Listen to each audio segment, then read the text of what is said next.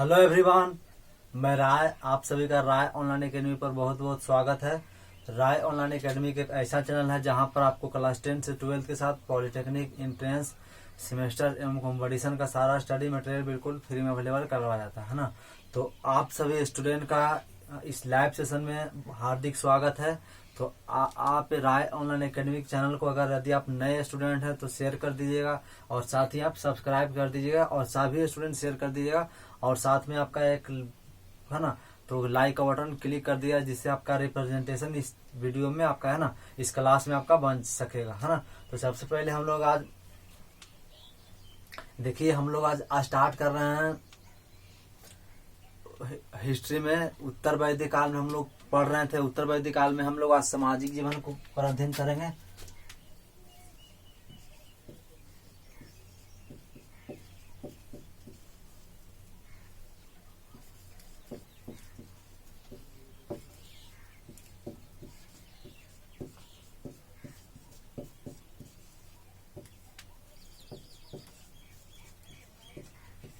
है ना, उत्तर वैदिक काल के हम लोग आज सामाजिक जीवन को पढ़ेंगे। तो आप सभी स्टूडेंट इस लाइव सेशन को अधिक से अधिक फटाफट शेयर कर दीजिए। और आपको पता होगा कि ये 8 मई को आपका बीपीएससी प्री का आपका एग्जाम हो रहा है ना, 67 बीपीएससी का। तो जो भी स्टूडेंट इसमें से अगर जो एग्जाम देने जा रहे हैं तो उन सभी को बहुत बहुत शुभकामनाएं कि आप इस एग्जाम में क्वालिफाई होकर मेंस की आप तैयारी पर्पस एक अच्छे तरह से है ना एक स्पीड के साथ कर सकें और आपका सिलेक्शन अंतिम रूप से चयनित आप बीपीएससी में हो सके। तो आप सभी स्टूडेंट को बहुत बहुत शुभकामनाएं है ना, आपका सिलेक्शन इस एग्जाम में आपका हो सके। चलिए हम लोग स्टार्ट करते हैं उत्तर वैदिक काल के सामाजिक जीवन। तो देखिए उत्तर वैदिक काल से पहले हम रिंग वैदिक काल की कुछ चीजों को हम लोग सबसे पहले देखेंगे। तो रिंग वैदिक काल में समाज कैसा था, तो यानी पितृ सत्तात्मक था। तो है ना तो कब यानी इसके पहले यानी हड़प्पा काल में कैसा था, तो मातृ सत्तात्मक समाज कैसा था, तो मातृ सत्तात्मक। लेकिन यही रिंग वैदिक काल में पितृ सत्तात्मक हो गया ना, पिता की प्रधानता दी गई है ना। पिता की प्रधानता यानी कि एक पुत्र के लिए यानी एक पुरुष के लिए लोग 10 से 15 यानी बेटियां करने के लिए तैयार थे। लेकिन एक अगर जब तक उनको जब तक एक पुरुष यानी कि उनका बेटा किसी महिला का अगर नहीं होता है तो फुल स्टॉप नहीं लेते, कॉमा दे के आगे बढ़ले चले जाते थे। जब तक लड़की होते तो कॉमा दिया आगे बढ़ते चल गए। अगर फुल स्टॉप तभी देते थे जब उन्हें एक बेटा का प्राप्ति होता था है ना। तो आप देख सकते हैं आज भी हमारा समाज कैसा पितृ सत्तात्मक है। एक बेटा के लिए कई बेटियों को जन्म दे देता है, यानी कि फुल स्टॉप तब मारता है जब वे उसका एक बेटा होता है तब है ना। तो ये हम लोग को देखा तो हम इस समाज कैसा था, तो पितृ सत्तात्मक था है ना। तो हम लोग सबसे पहले देखेंगे इस समाज कैसा था, पितृ सत्तात्मक।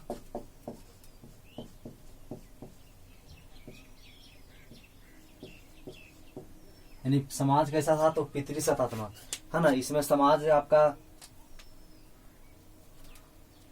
कैसा था, तो पितृ सत्तात्मक। इस काल में आपका संयुक्त परिवार यानी इस काल में संयुक्त परिवार की अवधारणा विकसित हुई। यानी उत्तर वैदिक काल में आपका क्या होगा। और एक खास बात यह है कि हम लोग रिंग वैदिक काल में 4 बार व्यवस्था आपको उस समय मिली। रिंग वैदिक काल में भी 4 बार व्यवस्था मिला था, क्षत्रिय, ब्राह्मण, शूद्र और क्षत्रिय, वैश्य और शूद्र। लेकिन उत्तर रिंग वैदिक काल में इसका क्या था, तो वर्ण व्यवस्था का आधार क्या था, तो कर्म था। यदि आप कर रहे हैं यानी पढ़ाने का काम कर रहे हैं तो आपका जन्म आप क्या कहलाएंगे, ब्राह्मण कहलाएंगे। यदि आप वैद्य का काम करते हैं तो आप क्या कहलाएंगे, तो वैश्य कहलाएंगे। या खेती बाड़ी करते हैं तो आप वैश्य कहलाएंगे। यदि आपका बॉडी बिल्डर है, बॉडी बना लिए, जिम उम करके बॉडी बना लिए हैं, तो आप क्षत्रिय कुल में हो गए। यदि आप इन तीनों चीज को अगर ना करके किसी दूसरे लोगों के यहाँ सेवा देते हैं ना, तो आप क्या हो गए, शूद्र में हो गए है ना। तो आपके कर्म के आधार पर उस समय जातियां तय की जाती थी कि आप किस समाज में आप आते हैं। अगर आप मान लीजिए उस समय समाज कैसा था, तो गतिशीलता था उस समय। यानी रिंग वैदिक काल में आप समाज को चेंज कर सकते थे, यानी कि है ना। तो अगर आप शूद्र हैं तो ब्राह्मण भी बन सकते, और अभी ब्राह्मण है तो शूद्र भी। तो इस काल में ऐसा नहीं था। इस काल में जो वर्ण व्यवस्था था वो क्या जन्म के कर्म के आधार पर न रह कर क्या पर हो गया, जन्म के आधार पर।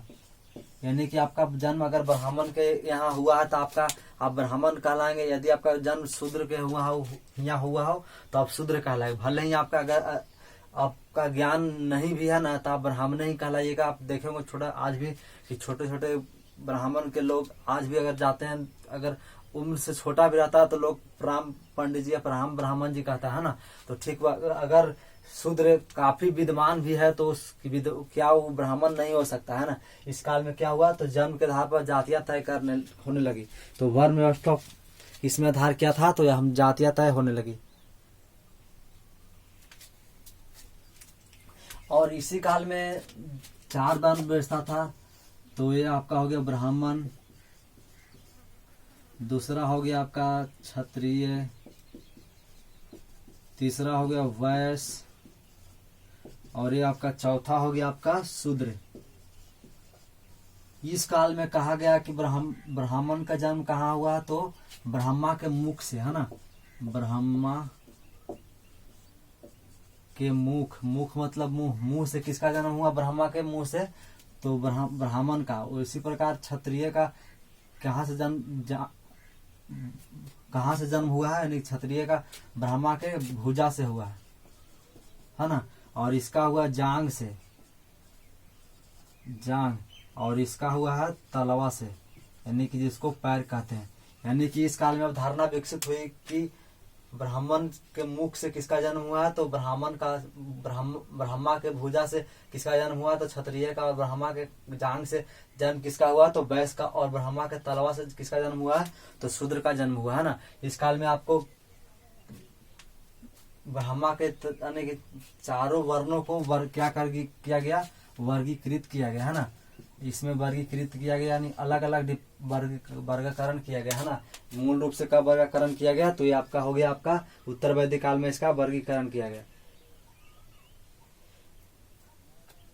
तो अब हम लोग देखेंगे, चूंकि ब्राह्मण के यहाँ अगर कोई जन्म लिया तो ब्राह्मण ही कहलाएगा, शूद्र के यहाँ जन्म लिया तो शूद्र। तो इसमें छुआछूत तो होगा ही, तो इसमें छुआछूत की अवधारणा विकसित हुई है ना। छुआछूत, जैसे छुआछूत या ऊंच नीच, इसमें का प्रचलन हो गया। यानी इसमें क्या हो गया, छुआछूत और ऊंच, यानी अगर ब्राह्मण का बेटा है, ब्राह्मण है तो शूद्र के यहाँ भोजन नहीं करेगा, और शूद्र है तो ब्राह्मण के यहाँ भोजन नहीं करना देगा, है ना। यानी छुआछूत की अवधारणा कब विकसित, ये प्रचलित हुआ, तो इसमें हुआ। तो हम जाति व्यवस्था पढ़ा रहे हैं, तो पिछले क्लास में हम लोगों ने इस पर कुछ टॉपिक को कवर किया था। तो एक स्टूडेंट है, उनका नाम याद नहीं रहा, उन्होंने कमेंट किया कि सर आप जातिवादी फैलाते हैं, हम जातिवाद को टारगेट करके पढ़ाते हैं। तो बाबू हम देखो, हम किसी विशेष जाति का नाम नहीं लेना चाहते, फिर अगर हम आप किसी जात का नाम न लेकर हम पढ़ाएंगे तो आप समझ ही नहीं पाइएगा, है ना। तो आप ये मत सोचिए कि हम आप किसी जात का नाम ले लें तो हम जातिवाद कर रहे हैं ना, क्योंकि हम उस टॉपिक को ही पढ़ रहे हैं जिसमें जाति का नाम लेना ही कंपलसरी है। अगर हम आपको नहीं पढ़ाएंगे, यानी जाति का नाम नहीं लेंगे, तो आप कहिएगा पढ़ाता ही अच्छा नहीं है। तो इसके लिए अगर हम पढ़ा रहे हैं, जाति का नाम ले रहे हैं, तो आप कह रहे हैं जातिवाद है, और जाति का नाम नहीं लेंगे तो आप कहिएगा पढ़ाएंगे नहीं। दोनों चीजों में आप ही उत्तर दीजिएगा। तो खैर ये सब चीजों को आप दूर करके डायरेक्शन आप सीधा पढ़ने पर पॉजिटिव माइंड से कीजिए। तो हम लोग जाति व्यवस्था पढ़ रहे हैं तो जाति का नाम लेना ही पड़ेगा ही। तो यानी कि देख लीजिए, इसमें छुआछूत की अवधारणा विकसित हुई है ना। और देखिए इसमें इस काल में एक बात यह हो गया कि जो 3 ब्राह्मण देख रहे हैं, ब्राह्मण, क्षत्रिय और वैश्य, इसको द्विज कहा गया। द्विज का अर्थ हुआ वेद को पढ़ने वाला, यानी कि इस काल में वेद कौन पढ़ सकता है, तो ब्राह्मण, क्षत्रिय और वैश्य। शूद्र को इसमें काल में वेद पढ़ने का अधिकार नहीं था। तो ये हो गया। उसके बाद हम लोग अब चलेंगे, है ना, उसके बाद हम लोग चलेंगे आश्रम व्यवस्था। आश्रम व्यवस्था, तो आश्रम व्यवस्था हम लोगों ने बताया था कि 4 आश्रम के इस काल में विकसित हुई। पहला हो गया ब्रह्मचर्य,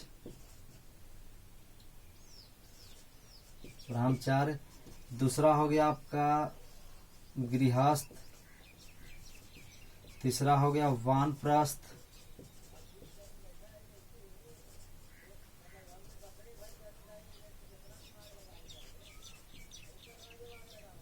संन्यास। यानी आश्रम व्यवस्था, यानी उत्तर वैदिक काल में आश्रम व्यवस्था की अवधारणा विकसित हुई, है ना। जैसे मान लीजिए कि किसी व्यक्ति की अगर 100 वर्ष आयु, 80 ही मान लीजिए, 80 वर्ष किसी को आयु है, तो 4 है ना, 4 आश्रम का क्या हुआ, तो 4 आश्रम का आपका अवधारणा विकसित हुई है। तो 4 इससे भागा दे देंगे तो प्रत्येक की कितना निकलेगा, तो 20-20 साल प्रत्येक निकलेगा, है ना।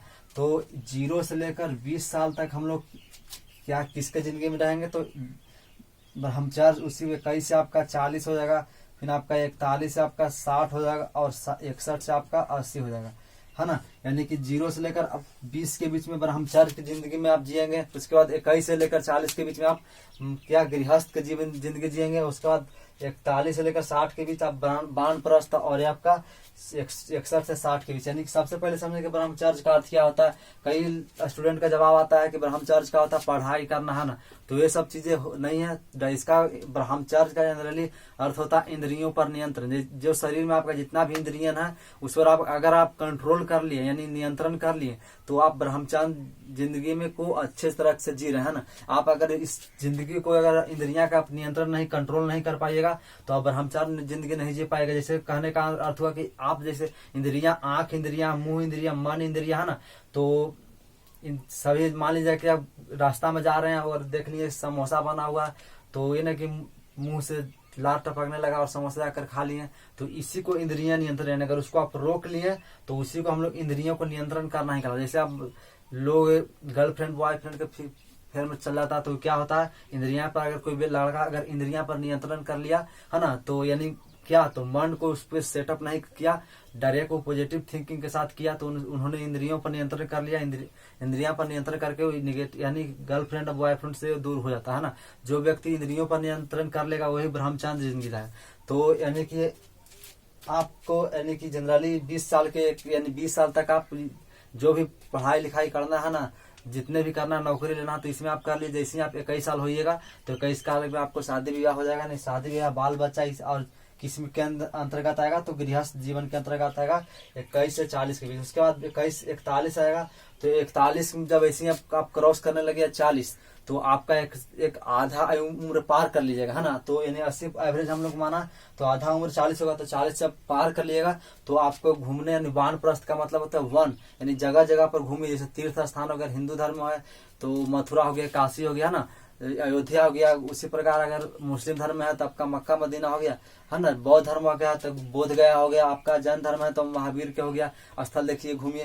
तो ये प्रकार करने की चारों अवधारणा विकसित हुई। तो 41 से लेकर 60 के बीच आप घूमिए, जगह जगह तीर्थ स्थलों को घूमिए, इसको कहते हैं वानप्रस्थ। और जैसे ही आप 60 क्रॉस कर लीजिएगा तो ये आपका हो जाएगा संन्यास, यानी कि आप चलने की स्थिति में नहीं रहेंगे, कभी कभी चलिएगा कभी नहीं चलिएगा। तो इसमें आपका संन्यास की जिंदगी।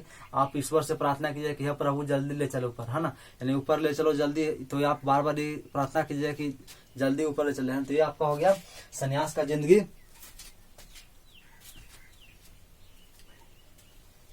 और देखेंगे 4 आश्रम जो है, इसको हम लोग पिछले क्लास में बता दिए थे। जावलोपनिषद में इसका उल्लेख मिलता है, जावलोपनिषद में। और एक हो गया आपका 3 आश्रम, है ना। 3 आश्रम का भी उल्लेख आपको मिलेगा। तो कहाँ मिलेगा, तो छांदोग उपनिषद में। तो छांदोग उपनिषद किस वेद का है, तो आप बताइए। अगर अच्छे से आप क्लास किए हो तो इसका जवाब बता सकते हैं। तो ये किसका है, तो साम वेद का एक किस उपनिषद है, छांदोग। और उसके बाद हम लोग चलेंगे संस्कार व्यवस्था।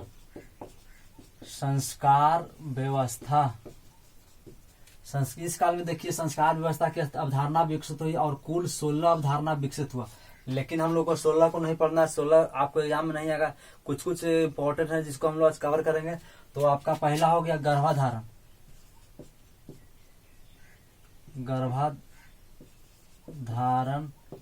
दूसरा हो गया आपका नामकरण। तीसरा आपका हो गया अन्न प्रसार। चौथा हो गया आपका उपनयनम।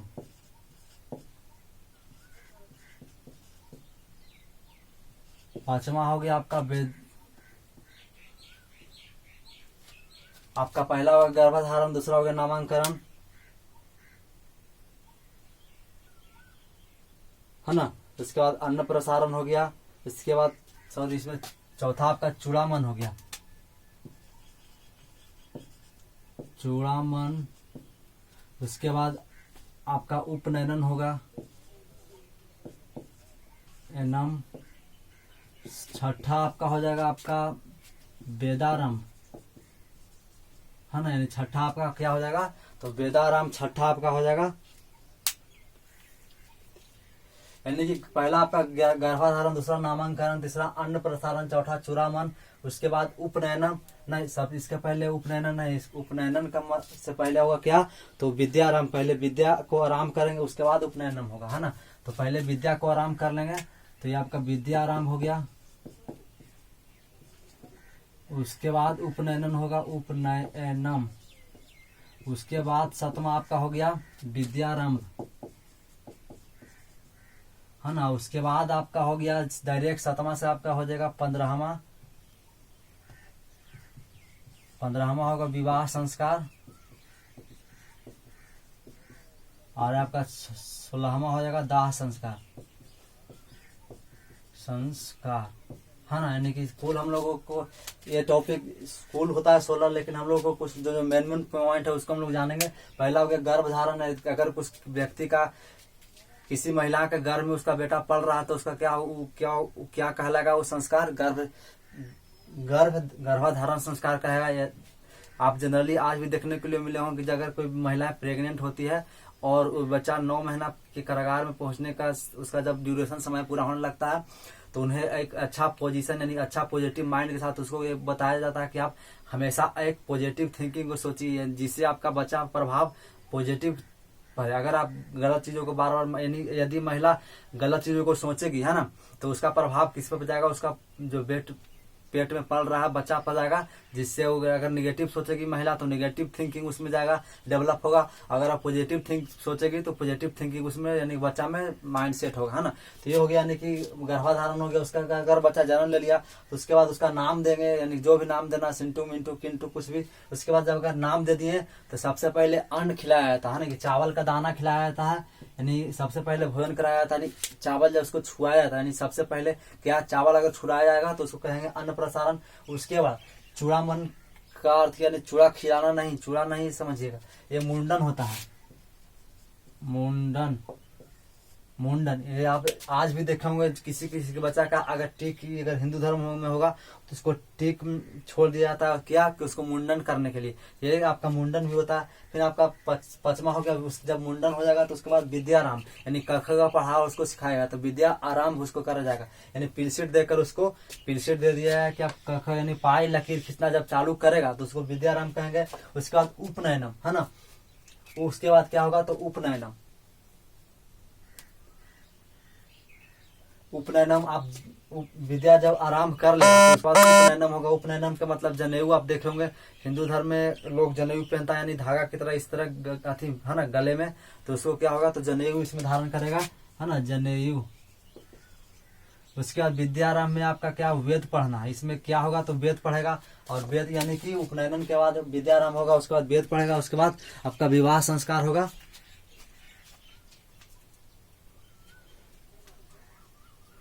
और ये आपका विवाह होगा, और इसके बाद आपका दाह संस्कार होगा, है ना। यानी कुल 16 संस्कार है। तो ये आपका जनरली इसको हम लोगों ने देख लिया। तो अगर आपको किसी व्यक्ति का है, किसी लड़का को देखे होंगे कि विवाह संस्कार, विवाह से पहले ये सारा प्रोसेस, यानी विवाह से 15वां से पहले उसका जितना 14वां 15वां से लेकर 1 तक, यानी 1 से लेकर 14 तक अगर उसका संस्कार नहीं हुआ तो आप देखे होंगे शादी जब उसको होता है, यानी कि विवाह संस्कार जब उसको होता है, विवाह से पहले 1 से लेकर 14 तक संस्कार को उसको कवर कराया था, यानी जब तक पूरा कराया था। हिंदू धर्म में इसको आपको देखने को मिलेगा। अगर किसी लड़का का ये चारों, यदि 1 से लेकर 14 तक प्रोसेस अगर संस्कार अगर नहीं हुआ तो उसको शादी के समय उसको 1 से लेकर 14 तक इसको संस्कार दिया जाएगा, यानी संस्कार का कार्य आरंभ किया जाएगा। उसके बाद विवाह संस्कार, उसके बाद आपका दाह संस्कार हो गया ना, दाह संस्कार हो गया। तो इसको हम लोग अब लिख लेंगे, है ना। तो सबसे पहले हेडिंग लिखिए उत्तर वैदिक काल के सामाजिक जीवन, उत्तर वैदिक काल के सामाजिक जीवन, और इसमें लिखिए उत्तर वैदिक काल का समाज, उत्तर वैदिक काल का समाज, उत्तर वैदिक काल का समाज, उत्तर वैदिक काल का समाज पितृसत्तात्मक था, पितृसत्तात्मक था, पितृसत्तात्मक था, पितृसत्तात्मक था। इस काल में संयुक्त परिवार की अवधारणा विकसित हुई। इस काल में संयुक्त परिवार की अवधारणा विकसित हुई। उसके बाद लिखिए उत्तर वैदिक काल में वर्ण व्यवस्था का आधार वर्ण व्यवस्था का आधार कर्म कर्म न होकर जन्म के आधार पर हुआ, जन्म के आधार पर हुआ, यानी जन्म उसका अगर ब्राह्मण में हुआ तो ब्राह्मण कहलाएगा, शूद्र में हुआ तो शूद्र कहलाएगा, है ना। उसके बाद लिखिए कुल 4 वर्ण है, कुल 4 ब्राह्मण क्षत्रिय वैश्य शूद्र हो गया, है ना। और इसमें साथ में लिख लीजिएगा तो ये हो गया। उसके बाद लिखिए 10 देखिए, इस उत्तरवैदिक काल में यह अवधारणा विकसित हुई कि ब्राह्मण का जन्म ब्रह्मा के मुख से तथा क्षत्रिय कौमा देख लिखिए, क्षत्रिय का जन्म ब्रह्मा के भुजा से कौमा। उसके बाद लिखिए वैश्य का जन्म ब्रह्मा के जांग से और शूद्र का जन्म ब्रह्मा के तलवा से हुआ है। इस काल में डैश देख लिखिए, इस काल में ब्राह्मण क्षत्रिय और वैश्य को वेद पढ़ने का अधिकार था, जिसे द्विज कहा गया। और उसके बाद अब लिखिए इस काल में छुआछूत की अवधारणा स्पष्ट रूप से आई। इस काल में छुआछूत की अवधारणा आई, है ना। इस काल में छुआछूत की अवधारणा आई। उसके बाद लिखिए हेडिंग लिखिए आश्रम व्यवस्था। और आश्रम व्यवस्था में लिखिए इस काल में आश्रम व्यवस्था की अवधारणा विकसित हुई। इस काल में आश्रम व्यवस्था की अवधारणा विकसित हुई। और लिखिए जावलोपनिषद में 4 आश्रम का उल्लेख मिलता है। तथा छांदोग उपनिषद में 3 आश्रम का उल्लेख मिलता है। उसके बाद ये चारों आश्रम लिख लीजिएगा। ब्रह्मचर्य हो गया, उसके बाद गृहस्थ हो गया, तीसरा वानप्रस्थ हो गया और चौथा हो गया आपका संन्यास। उसके बाद हेडिंग में लिखिए संस्कार व्यवस्था। संस्कार व्यवस्था में लिखिए इस काल में संस्कार व्यवस्था का अवधारणा विकसित हुई और कुल 16 संस्कार स्पष्ट रूप से आया। और कुल 16 आपका संस्कार व्यवस्था स्पष्ट रूप से आया। और ये लिख लीजिए, पहला गर्भाधारण, दूसरा नामांकरण, तीसरा अन्नप्रसारण, चौथा चूड़ामन, विद्यारंभ, उपनयनम, विद्यारंभम, है ना। सॉरी, यहाँ विद्या नहीं वेदा होगा, वेदारंभम, वेदारंभ यानी वेद को पढ़ना। उसके बाद लिखिए 15वां विवाह संस्कार और लिखिए 16वां दाह संस्कार। 16वां लिखिए दाह संस्कार, यानी कुल ये आपका संस्कार व्यवस्था पढ़ लें। उसके बाद हम लोग नेक्स्ट लेक्चर में मिलेंगे अगले टॉपिक के साथ। तब तक के लिए आज का क्लास हम लोग यहीं तक